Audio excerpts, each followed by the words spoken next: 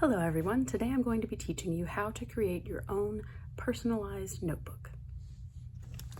To begin, you'll need a few materials. You'll need a ruler of some kind. This one's fancy and has a 3-hole punch, but that's not necessary. You'll need a zine, which is a fancy way of saying a little blank notebook that's just been stapled together. You'll need some paper. I've already cut this to size to save on time, but you'll just measure and cut as you would for any other sheet of paper. Double-sided tape, but glue will also work in a pinch, and markers. I'm choosing gold because I like the way it pairs with the dark green of the paper. Alrighty, now to get started, you'll want to choose a paper that will give you some sort of edge on how you are designing. I love leaves in the color green, so I chose this, but you can see when I was cutting it, I goofed.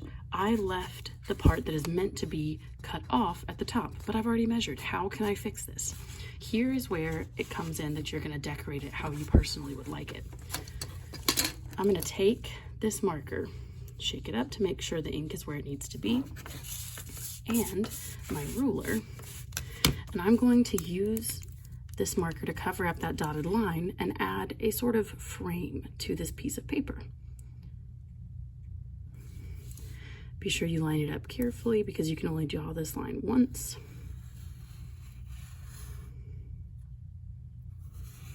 Alrighty, so now I have this line, but how can I make this look like it was done on purpose? The way to do that is to add mirrored lines. So I'm going to draw a similar line on the opposite side. Make sure you line things up so that the measurements will look the same, and then draw.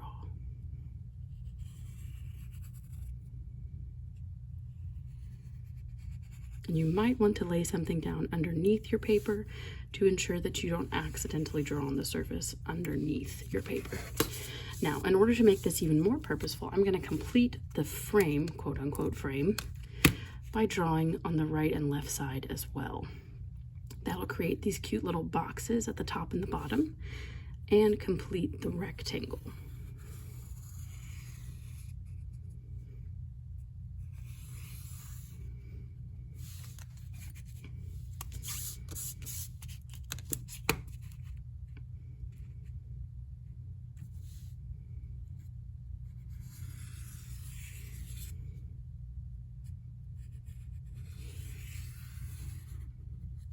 Alrighty, so now you can't even tell that I made a mistake.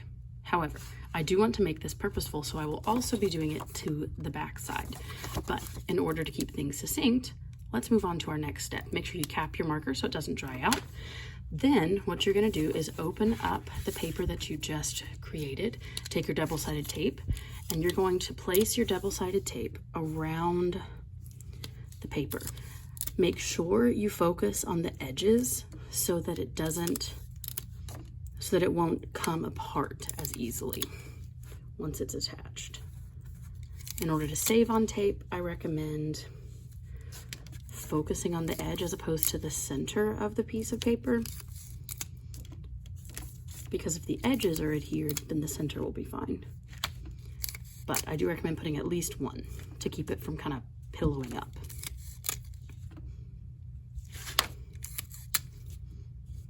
Alrighty, now in order to have adjustments be made more easily, only do one side at a time.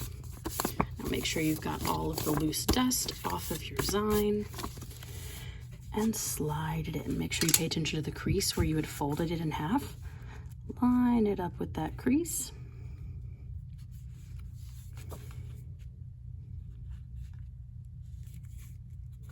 Fold over, and here's where you press really hard to make sure everything is sticking.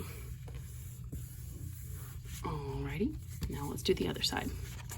We'll repeat the process, adding the tape to this as opposed to this. This paper is thicker because it's a cardstock.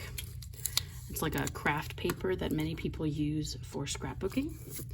So it will be one that will hold the tape better and will make it more sturdy.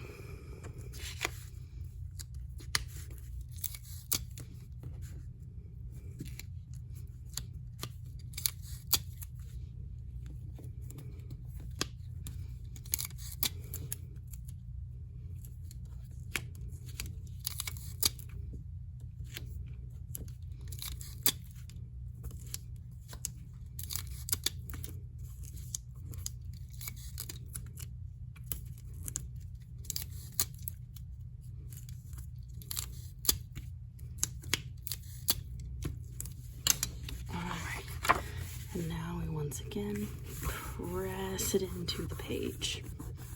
Make sure you press every spot that you taped, otherwise it might not adhere completely and could tear off.